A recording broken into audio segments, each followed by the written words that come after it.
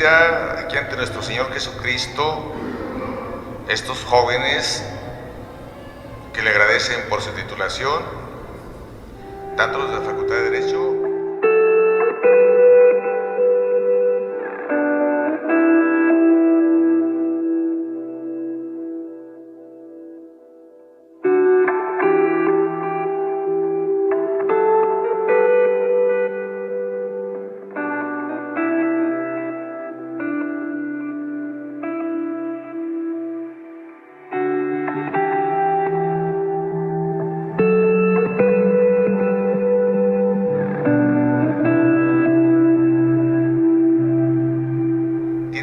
Etapas la profecía. Aquí dice Isaías, 700 años antes de que nazca el niño Dios, ellos esperan, y toda la humanidad espera el nacimiento del Mesías. Dice: regocígate, yermo sediento, que se alegre el desierto y se cubra de flores, que florezca como un campo de lirios, que se alegre de gritos y de gritos de júbilo, porque le será dada la gloria del Líbano, que siempre está verde, el esplendor del Carmelo y del Sarón, etc. Dice: pero ¿cuándo va a florecer el desierto? Porque pues, los judíos padecían también mucho las sequías, a veces por castigo del Señor. Dice: ¿cuándo será esto? Cuando nazca el Emanuel, el que será concebido, dice Isaías, por una muchacha. Y bueno, ¿qué pasó? Bueno, hay que ubicarnos en la moral tan pura de los judíos, porque habían sido purificados después de muchos años, después de muchos siglos de educación y de castigos. Una muchacha, pues se entendía que era una muchacha virgen, porque de lo contrario no podía contraer matrimonio dentro de la cultura israelí. Y ya después los griegos dicen de una virgen, de una partenos, porque la moral de los griegos era más laxa. Entonces tenía que precisar: ¿quién dará luz al niño Dios? Una virgen. Y para esto no existe un modelo de recurso. La concepción de Cristo en el vientre de María, no hay un modelo que nos ayude. Mira, así como ocurrió esto, así fue lo de Cristo. No hay. Y lo mismo que el nacimiento de Cristo virginal, tampoco hay un modelo que nos ilustre. Entonces, ¿en qué nos apoyamos? En la fe, en la verdad de nuestro Señor, que siempre nos habla con la verdad. Entonces este niño que nace es concebido ahí en aquella casita de Nazaret. Cuando les pregunto: ¿y qué edad tenía la Santísima Virgen cuando concibió al niño Dios? A veces dicen 20 años, 16. Dije: si no estamos en la etapa de López Obrador, tenía 12 años. Ya podía, ya a los 12 años, tanto la fémina como el varón eran mayores de edad. Por eso el niño Dios, cuando se entra al templo a darle lección a los sabios de Jerusalén, ¿por qué lo hace con tanta libertad? Porque ella tiene 12 años, jurídicamente es mayor de edad. Además, ahorita vemos, es una persona genial, nuestro Señor Jesucristo. Bueno, eso les promete, y es lo que esperamos también nosotros: yermo sediento. Sí, esperamos, soñamos con el paraíso perdido, y el Señor empieza a devolvernos por el sacramento del bautismo y alimentados con la Eucaristía. Por eso nos hiciste la Santa Iglesia: es pecado muy grave no asistir a la Santa Misa y no comulgar. Y lo hiciste continuamente, ustedes ya verán si obedecen. Bueno, entonces continúa después de que habla cómo va a ser la vida eterna, porque son figuras de hombres que viven en el desierto. ¿Cómo se imaginan la vida eterna? Dice: el desierto se cubre de flores, así será el paraíso. Dice: florezca como un campo de lirio, etc. Pero luego viene un aspecto otro muy importante. Dice: se iluminarán entonces los ojos de los ciegos y los oídos de los sordos se abrirán. Sí, lo hace nuestro Señor Jesucristo. Por eso le dice a los emisarios de Juan el Bautista, dice: Jesús le respondió: vayan a contar a Juan lo que están viendo y oyendo. Los ciegos ven, los cojos andan, los leprosos quedan limpios de la lepra, los sordos oyen, los muertos resucitan. Pero estos hechos son proféticos. Tú en la vida eterna no tendrás lepra, y si te moriste tuerto, no vas a estar tuerto. Sí, luego continúa Isaías, dice: Saldrá como un venado el cojo, y la lengua del mudo cantará. Aquí no está en la vida eterna. Ciertamente, si estás en el infierno, no dirás insolencias si es que las puedes decir, y no te podrás mover, porque ya no se recupera nada. Entonces, esta salud también es una profecía para la vida eterna. Volverán a casa los rescatados por el Señor, o sea, al cielo, los que nos rescaten por el sacramento del bautismo. Pero este es el niño que nace allí en la cueva de Belén, incluso protegido por la providencia de Dios, pero así lo protege, que naciendo en una cueva, sí, porque vean lo que dice aquí de Juan el Bautista. Dice, ¿qué fueron a ver? ¿Qué tipo de personaje era Juan el Bautista? Dice, ¿un hombre lujosamente vestido? No, ya que los que visten con lujo habitan en los palacios. ¿Fue Herodes a ver al niño Dios? No lo hubiera entendido. Herodes vivía en un palacio. Se murió de lepra Herodes, ¿eh? De eso mismo se murió Plutarco Elías Calles después de la persecución religiosa. El viejo se murió de lepra. Bueno, entonces, allí nace el niño Dios en esa cueva. Es humilde nuestro Señor y empieza de modo humilde sus grandes obras para darle lección a los soberbios. ¿Y quién era quien le queda luz? María. ¿Dónde vivía la Virgen María? En Nazaret. Bueno, por eso que nació en Jerusalén. ¿Por qué estaba en Nazaret? Porque quedó huérfana. Se murieron sus padres, Joaquín y Ana, y la recogieron pues una prima, su prima Salomé, era la mamá de Juan Evangelista. Era una familia muy buena, un clan. Incluso por eso los protestantes se equivocan mucho, dicen Cristo tenía hermanos. Uy, cómo eres tonto, era un clan de los betlemitas, y no entiende, pues en mi rancho todos nos decimos primos. Así era el clan de la familia de Cristo. Juan el Bautista también es un primo. Este que está aquí, el patrón de Analco, era esa familia. Bueno, pero una familia sencilla, humilde, pero muy sabia. ¿Quién era María? Una jovencita de 12 años. Vean ustedes a quién le confían el Padre Eterno la redención nuestra y la redención de todo el universo. A una jovencita de 12 años. ¿Y qué pasaría si hubiera dicho que no? Nos estremecemos, ¿verdad? Y ella no entiende, dice, ¿cómo será esto? Puesto que no conozco varón. Aquí entra el hecho de que María tiene una inteligencia tan desarrollada que desde los 3 años consagró su virginidad en el templo. Por eso se desconcierta, dice, pues yo me consagré al Señor. Y entonces ya le explica el ángel, concebirás por obra del Espíritu Santo. Pero dice, y la pregunta, ¿cómo? Pero dice el Evangelio, y lo cubrió con su sombra. El Espíritu Santo te cubrirá con su sombra. Entonces no vemos más. Yo les he contado muchas veces que allá en Roma, en el campo filosófico teológico, yo tenía que investigar esto y quería meterme más, y me dijo, incluso uno de los grandes sabios del siglo XX, Cornelius Fabrus, me dice, no, padre, no te metas más, porque el Señor no quiso ilustrar más con esto, es la verdad de Él, es exclusiva, tú crees nada más.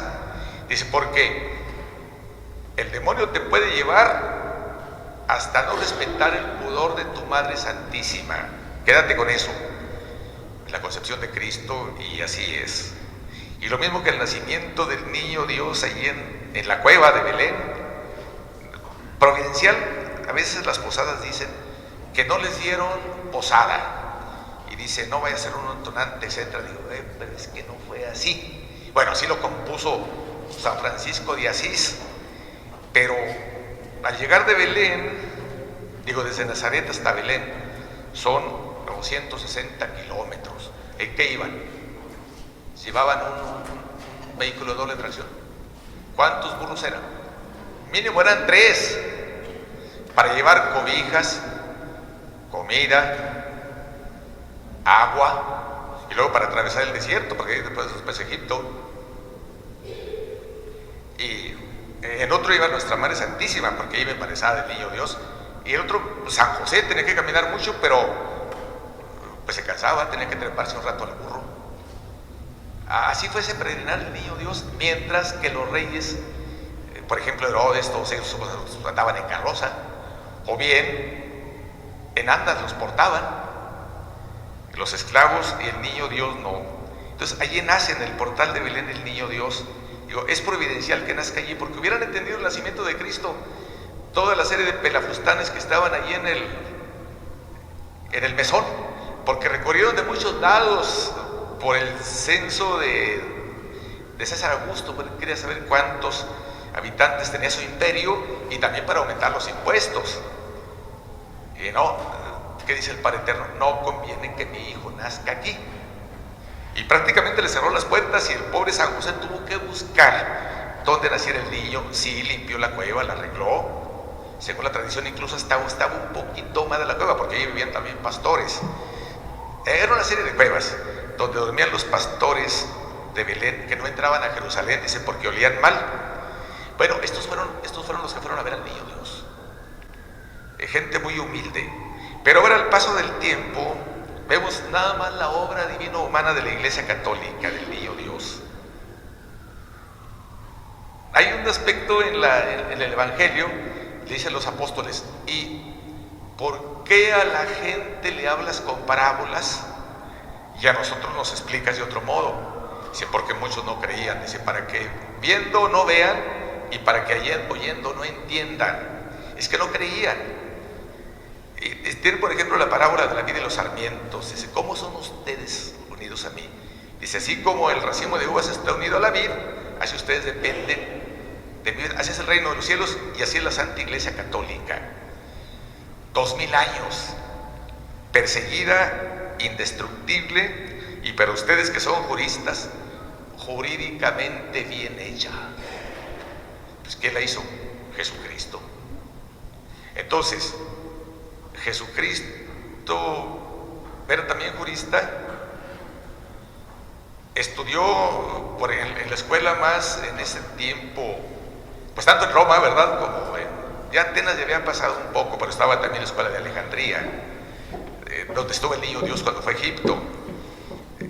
Así constituyó la iglesia, jurídicamente perfecta, y después de 2000 años resiste. Pero no solamente eso, porque el derecho fue asimilado por el mismo Cristo bautizado y fue divinizado. El derecho romano y el derecho griego. El otro día un sabiondo me decía, es que no es cultura cristiana, porque ya los griegos tenían, y los romanos ya tenían el derecho y la cultura. No, hermanito, mira, humildemente yo soy especialista en derecho romano y en latín. Entonces, ¿cómo le vas a enseñar al señor cura el Padre Nuestro? Y también el derecho griego. Lo que hizo el cristianismo cuando aparece que todo lo que es racional y justo lo asimila, no desprecia la obra humana. Jesucristo no desprecia la obra humana. Entonces, eso es lo que hace el Niño Dios. Y ya sorprende a los 12 años, cuando va a presentarse ante los sabios. Y ustedes como juristas vienen también a darle gracias a un gran jurista y un gran estadista. Es Jesucristo nuestro Señor.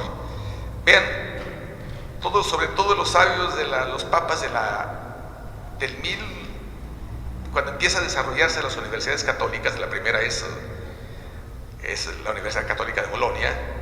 Hace poquito, aquí entre paréntesis, un magistrado aquí de Durango dijo, oiga padre, me quiero casar, pero quiero que me celebre la misa en latín. Pues sale. ¿Y dónde estudió usted? Yo hice mi especialidad en Bolonia. Pues ya empecé la misa en latín, hasta el consentimiento matrimonial en latín. Pero dije, bueno, estudió en Bolonia, pues le voy a soltar la humilía en italiano. Tenía muchos años que no hablaba yo italiano, pero sí me salió. Y había muchos abogados que dijeron, oiga padre, qué buen latín habla usted. El latín de la homilía estuvo muy bueno. Dije, era italiano, el latín era toda la misa, ¿verdad?, todo el contexto. ¿Pero por qué? Porque la primera universidad fue Bolonia, ahí se enseñaba derecho romano, derecho canónico, que es ligado a la teología. Bueno, pero eso todo por nuestro Señor Jesucristo. ¿Y de dónde dio tanta ciencia? Recuerden que Jesucristo es persona divina con naturaleza humana. Ustedes saben que el ser humano tiene 3 elementos constitutivos. La parte orgánica, el alma, y para qué está hecha el alma. Porque como la persona como tal, el subsistente intelectual, eso es espiritual, no se puede unir a la materia. Entonces, ¿qué inventó nuestro Señor para unir, por ejemplo, la persona de Cristo, la segunda persona de la divinidad, con el cuerpo de Cristo, el alma? Entonces el alma es el elemento intermedio que une la persona con la parte biológica de Cristo. Y nada más él, no, también ustedes. Cuando les pregunto, a ver, ¿usted ve la persona de su compañero? Pues sí, no, lo que está viendo es el bulto. La persona no la ve, porque es un elemento intelectual, espiritual, libre, etcétera. A donde tiene solamente la confesión, ahí entra el sacerdote cuando da la absolución. Allí todas las medidas del psiquiatra, del psicólogo fracasan, porque es una problemática moral de índole teológica y solamente la absolución del sacerdote. Bueno, esto es pues lo que es Cristo nuestro Señor. El otro día hubo un asunto, bueno, un sacerdote lo acusaron muchísimo, los medios lo condenaron, etcétera. Pero vamos a ver, dije jurídicamente esto cómo está, te le pregunté a un abogado ilustre. No, pues en todo caso, si es la acusación, es un delito menor. Bien, si fuera cierto, investigué, no hay acusación. ¿Cuáles son? Uno de los principios garantistas: nullum judicium sine accusatione. Bueno, y ya seguimos allí con otros puntos. También dice, condena exagerada, esto fue ya para Roma. Dice, jus est politicum, non autem mathematicum. El derecho es político, no matemático. Y ahí viene otro principio. Dice, sumum ius, summa injuria. Si le aplicas toda la norma jurídica, no digo, es una injuria, es peor la sentencia que se da en algunos casos que el crimen que cometió.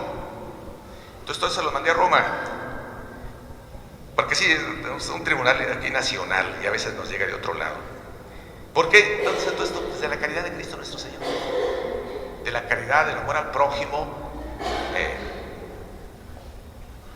Sumum ius, summa injuria. Máximo derecho, máxima injuria. Pero ustedes saben, como abogados, te doy $20,000 y le aplicas toda la norma, juez. Así pasa muchas veces. Entonces allí eso son lo que se llama las chicanadas e injusticias. Eso no puede ser. Ahora, bueno, ya que estamos hablando de esto, una vez me tocó enfrentarme con el jurista de la Iglesia Católica, con el cardenal Grocholewski. Fue allá a la Universidad Pontificia, yo lo notaba así como muy reticente. Dije, ¿qué le pasa a Grocholewski? Pues fue mi profesor, yo lo conozco. Pero él era el jurista de Juan Pablo II. Y entonces había suspendido la universidad como pontificia, que era católica nada más, o sea, la bajaba de categoría. ¿Y en razón de qué lo hace? No, pues con mi autoridad de secretario de la Congregación para la Doctrina de la Fe. No, dije, pero usted no tiene autorización para hacerla. Usted no erigió la Universidad Pontificia, solamente el Papa. Pero eso fue en el derecho medieval. Y me encontré ya hojeando allí los textos del derecho medieval canónico. Dice, effectum abrogatur per causam que id producit. Un efecto se anula por la causa que lo produjo. Dije, ahora bien, usted no es la causa que creó esta universidad como pontificia, entonces no tiene razón para hacerlo. No, y se defendió, pero el escrito llegó, y eran nada más 2 paginitas. Llegó ante Ratzinger, tipo inteligentísimo. dice, sí, este padre tiene razón. Y el cardenal Grocholewski no tiene autoridad para derogar la Universidad Pontificia. Pues con esa ley perdió el pleito el viejo y sigue siendo Universidad Pontificia. Entonces, ¿pero dónde sale todo esto? Nuestro Señor Jesucristo. Y ya para terminar, dice, ¿por qué nuestro Señor? Si usted lee el Evangelio, nuestro Señor nunca, no piensa como nosotros, no discurre, que esto por esto, entonces esto otro, no es discursivo. Él habla con seguridad, de modo directo y con imperio. Usted sabe que una persona es muy inteligente y muy ilustrada y ha logrado ya una gran cibernetización en su inteligencia, ya sabe, manda, impera, sabe perfectamente. ¿Y qué hay sobre esto de Cristo? Una línea nada más. Dice, y no se asusten, ya los curitas de ahora esto ya no lo leen. Aquí. Ahora que vino el arzobispo nuevo, mandaron toda la documentación de Roma en latín. Ya llegaron y la traduces, pues sí, ¿cómo no? Ándale pues. Entonces dice,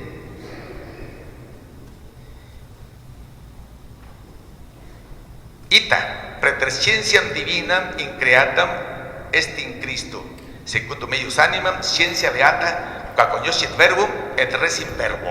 Si él tiene la ciencia divina por la cual conoce directamente, él se conoce como tal y conoce a su Padre y al Espíritu Santo, porque son dioses. Pero luego viene del aspecto humano de Cristo. Dice, et scientia indita sive infusa. Nosotros no tenemos muy poquita ciencia infusa, la elemental, pero después tenemos que irla completando con el estudio. Y dice,